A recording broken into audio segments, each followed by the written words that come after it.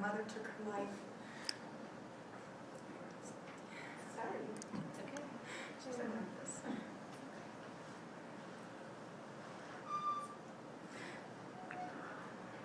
I think I shared last year, it's so overwhelming when you actually get up and you start talking. You think, I can do this, and I think I shared an experience of getting up in front of a huge group at a college, and I was all ready, and then all of a sudden I just cried. As soon as I said my brother's name, I just lost it. So I think it's completely I'm good. normal. Okay.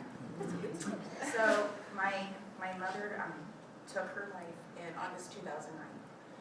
It was her fourth and final attempt.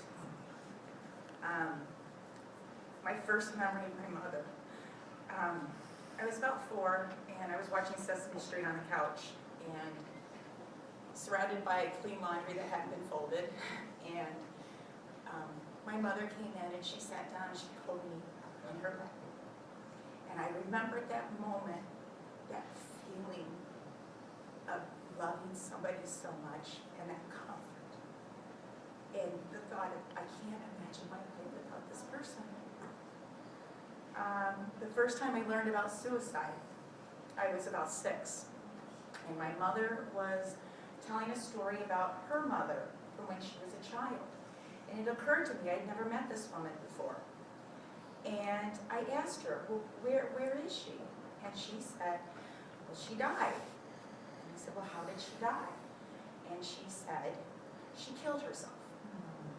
And I said, well, what happened? And she explained to me a garage and a car and the gases. And I said, well, were you young? And she said, no, I was, older. It was right after I was born. I was about 7 months old.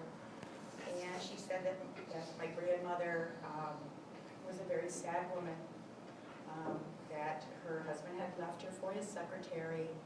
She was an alcoholic. And very matter of fact is how my mother explained it. My mother was also a nurse. A lot of times she spoke in very clinical terms. I'm the baby of 4. And it doesn't matter how old you are. When you are the baby, at 40 years old, you're still a baby. And my mother treated me like that. And I love that because I was the one that got the nurturing.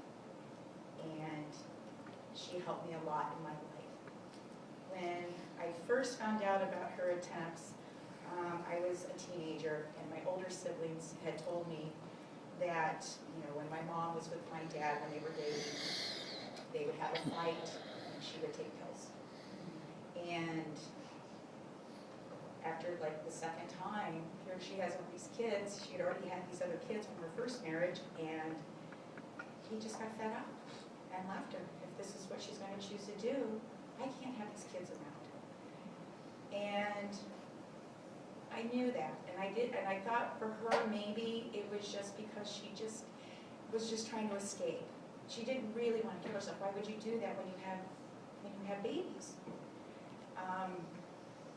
In 1988, my mother was living in California. I was living here in Rochester. I was barely 19 years old, and I had gotten a phone call that my mother's roommate had been away for the weekend, and he had come home, and he had found my mother unconscious and thought she was dead. And they took her to emergency, not knowing what had happened. I got the phone call that she possibly had a stroke. It was actually, she had overdosed, and she survived. She left a suicide note, and she said, forgive me, my children, I know I've hurt you so. My mother just had a breakup, and when she regained consciousness, she was different. She was catatonic. They had moved her to Loma Linda, and of course all of us kids, my 3 other siblings, we all got on planes and we went to California, and my mother didn't speak. She couldn't dress herself. and she just stared at the walls. And my older siblings, they took over. They're going to handle the responsibilities. For me, I'm 19. My role is just to love her and to take care of her and be there for her. And I remember going to the ICU, and the nurses said, I said, how's she doing? They said, well, we're trying to get her up out of bed. She needs to get dressed. And I remember walking over and saw my mom, and she just kind of smiled at me. Not that she recognized me, but she smiled. And I said, Mom, come on, we got to get up. Let's get you in the shower. And I remember undressing my mom and helping her into the shower. It was like a child. And so we decided, all of us kids, that, you know what, we need to bring her to Rochester. She needs to be where there's family, because this is going to be lifelong care for her. And so we flew her to Rochester. She wouldn't get off the plane. They finally got off the plane, took her right to Arlene. And her sisters flew in, and one sister brought pictures, trying to do something to stir her memory back and who she was. And after 3 days of that, I got a phone call at work, and it was my brother. And he says, Amy, yeah, Mom's out of it. I said, no shit. I know she is. And he said, no, she's out of it. She's back. She's back. And I said, are you sure? And he goes, she knows all of us. She's talking. She's back. So I get to the hospital. I go to the R wing, and I'm walking down the hall towards her room, and I see her walking down the hall. And I go, Mom. And she turned around. She said, hi, Amy. And hugs. I had my mother back. I had my mother back. And so she went to go live with my sister. And one day I picked her up and thought we'd go to the mall. It was right around Easter. And this is about 6 weeks after her attempt. And we're walking through the mall, and they were selling daffodils. And so I stopped, and I paid the $1, and I got the daffodil, and I handed it to my mother. And she looked, and she smiled, and all of a sudden she broke down and she cried. And I said, Mom, I go, what's wrong? What's wrong? And she sat down, and she said, I'm so sorry. I am so sorry. She said, I didn't mean to do this. I just wanted to sleep. And she said, I'm so sorry. I promise you I will never do this again.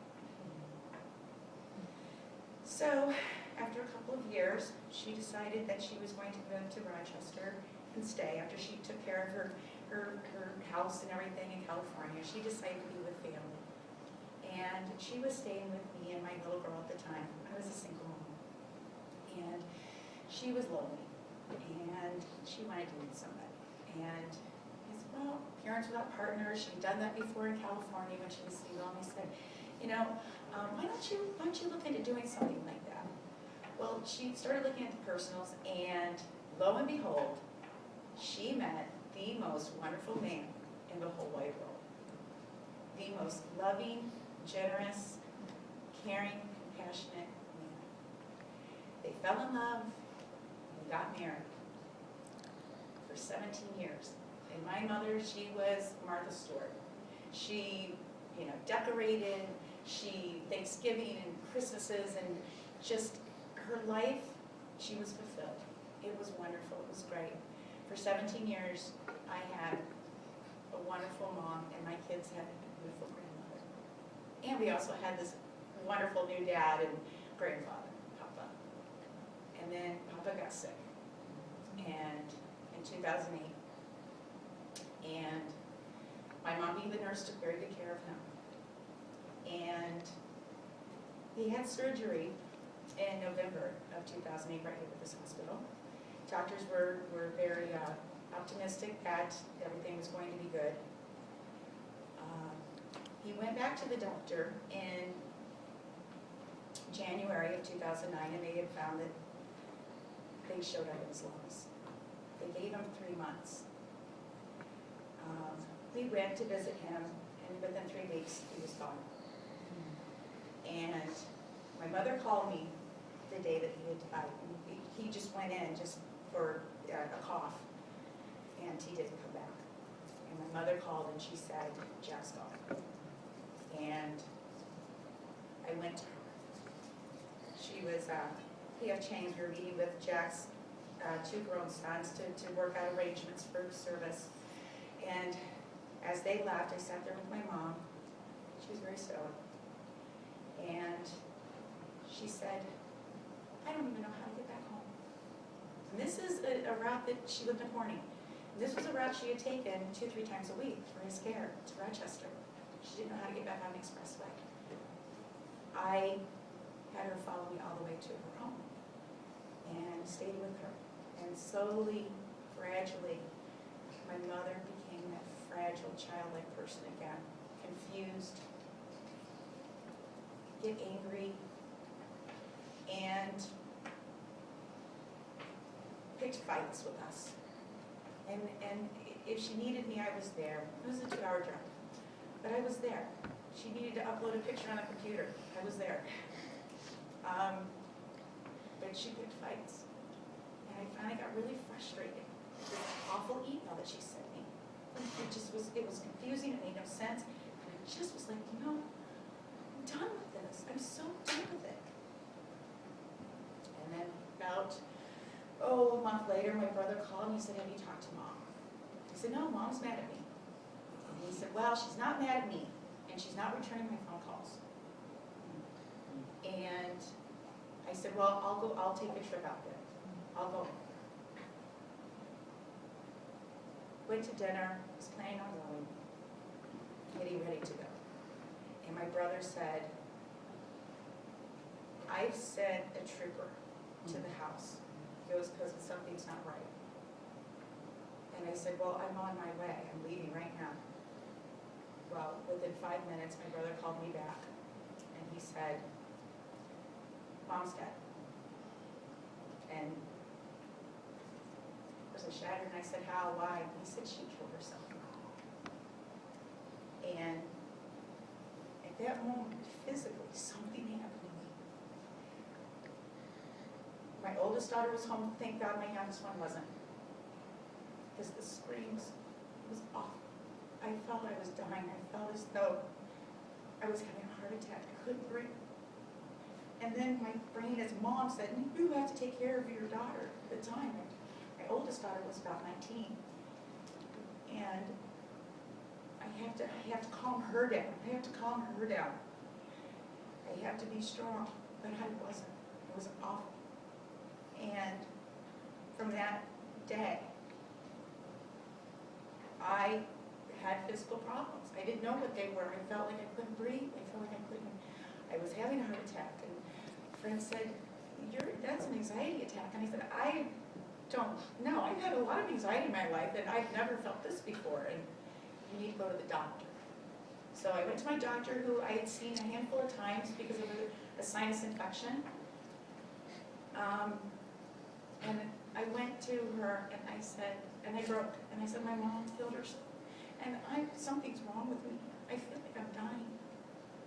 And she said, I'm going to refer you because this is different than what I can handle. And she said, but we have to take it serious. And through that, got me into therapy, which was a godsend. It allowed me to purge everything I was feeling and not upset my family members, not upset my friends, make them feel uncomfortable. I could share with this person that I didn't know anything I wanted to share. And in doing that, it helped me find ways to get louder. My mother had been in grief counseling after my stepdad died, and I did not know this. And she would go to groups. And when my mother first passed and we were at her house and we were going through things, this counselor, this grief counselor, she came to me and she said, I really, really want you to get in touch with Renee through AFSP. She's in Rochester. That right there, Renee, this whole community of survivors helped me tremendously. And a way for me to heal was to get involved. And getting involved was first doing a walk. It had been 2 months since my mom's death, and I went to the Walk in Painted Post, which is where my mother lived in Corning. Got flat tire on the way, I was newly medicated, I cried the whole time. All these things were preventing me from getting there. And I finally got there, people were coming in from the walk, and I handed them the check. And I just got love and hugs. And it was really wonderful. I needed that. And it's hard to talk about this to people that haven't been there and don't really understand. You don't want to make them feel uncomfortable. But guess what? It's a fact of life. I lost a dad, I lost my stepdad, I lost my sister to cancer. And I was there, I saw my sister take her last breath. But there's a peacefulness about that. There's nothing peaceful when you lose a loved one to suicide. There's no peace there. Maybe they're not hurting, but there's no peace. It's not something that you can easily talk about. But that's part of my journey. I didn't write this story. I didn't. This is how it is for me. And I know we went out a couple weeks ago, my husband and I, and there was a couple that we had met, and the woman that I was talking to, she's like, oh, you're 44. She's like, oh, you have great skin. I said, it's genetics. My mother had beautiful skin. Really? And she's like, how old is she? And I said, well, she passed. She was 68 when she passed. And I said, but she had flawless skin, so I got really lucky. And she said, well, how did she die? And I said, she committed suicide. She killed herself. And the gentleman that was with her was like, wow. He goes, you know, I've been in analysis for a while. He goes, I've had my own struggles with it. And I said, that's good that you're getting help. That's really good. That's a great thing, you know? If someone told you you had diabetes, wouldn't you make sure that you had your insulin, you checked your blood sugar, keep yourself in check? Yeah, he goes, but people don't understand, because I'm a contractor. So if I tell the guys I got to go see my therapist, because I get razzed all day long. I said, but you know what? You can talk. There's people out there that you can talk to. And it's okay. And that's what we need to do. We need to let each other know it's okay. It's okay that we get help. Help is out there. To try and do this on our own is not the way to go. It's not. It's a horrible, horrible path. And when you hog your journey, you're doing a disservice, because you have the ability to empower and inspire others. And I get that. There's many people that say, well, why are you doing this? What is this fundraiser that you're having? My mother committed suicide. My mother took her life. Oh, well, I have a family member that did the same thing. It always comes up. And maybe they've never talked about it to anybody, but you are opening a door for them to saying, you can come here, it's safe. It's okay. That's my journey. That's what I've gone through. I am so grateful for AFSP. I'm so grateful for fellow survivors, that we can all look to each other for help and support. I haven't got this licked. I just when I think I'm healing, oh, I'm not on the meds anymore, I'm good, it pops up. It pops up. And you're like, you know what? It's going to be like this forever, and I accept it. But we have to be there for each other. We have to reach out to others. Absolutely. So, thank you.